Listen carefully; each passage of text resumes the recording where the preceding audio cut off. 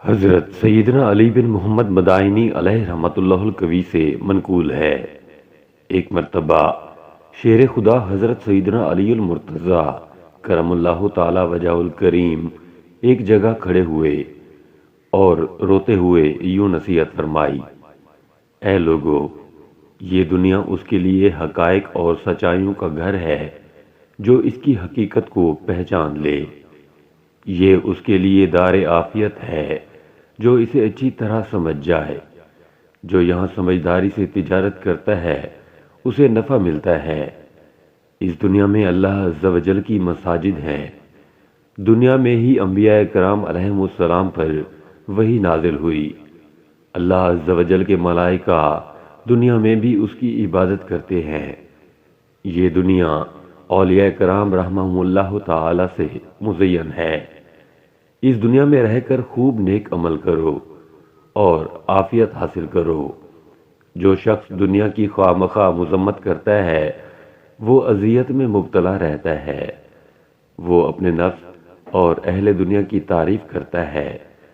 دنیا اپنی تمام تر مصیبتوں کے ساتھ بلاؤں کی صورت اختیار کر کے اس کے پاس آ جاتی ہے، اور یہی دنیا اپنی خوشیوں اور آرائشوں کے ساتھ مزین ہے۔ پس اس دنیا سے خوف زدہ بھی رہنا چاہیے، اس سے بچنا بھی چاہیے، اور بقدر ضرورت اس کی طرف رغبت کرنی چاہیے۔ کچھ لوگ دنیا کی مذمت کرتے ہیں اور کچھ لوگ اس کی تعریف کرتے ہیں، اور دنیا تو عبرت اور نصیحت کی جگہ ہے۔ جو چاہے اس سے عبرت و نصیحت حاصل کرے۔ اے دنیا کی دھوکے بازیوں کی وجہ سے دنیا کو ملامت کرنے والے، کیا دنیا نے تجھے زبردستی ذلت میں ڈالا ہے؟ اس نے کب تجھے تیری منزل مقصود سے روکا ہے؟ کیا اس نے تیرے آباء و اجداد کو مصیبت میں گرفتار نہ کیا؟ اے انسان، تو خود اپنے ہی ہاتھوں بیماری میں مبتلا ہے۔ اگر تو چاہے تو مرض دنیا کا علاج خود ہی کر سکتا ہے۔ تجھے اطباء کے پاس جانے کی حاجت نہیں۔ آج جو کرنا ہے کر لے، دنیا میں غرق ہونے سے بچ، بقدر کفالت اس سے نفع حاصل کر لے۔ کل تجھے تیری تدابیر کام نہ آئیں گی۔ آج جو کرنا ہے کر لے۔ یہ دنیا نئے نئے رنگوں والی اور پچھاڑنے والی ہے۔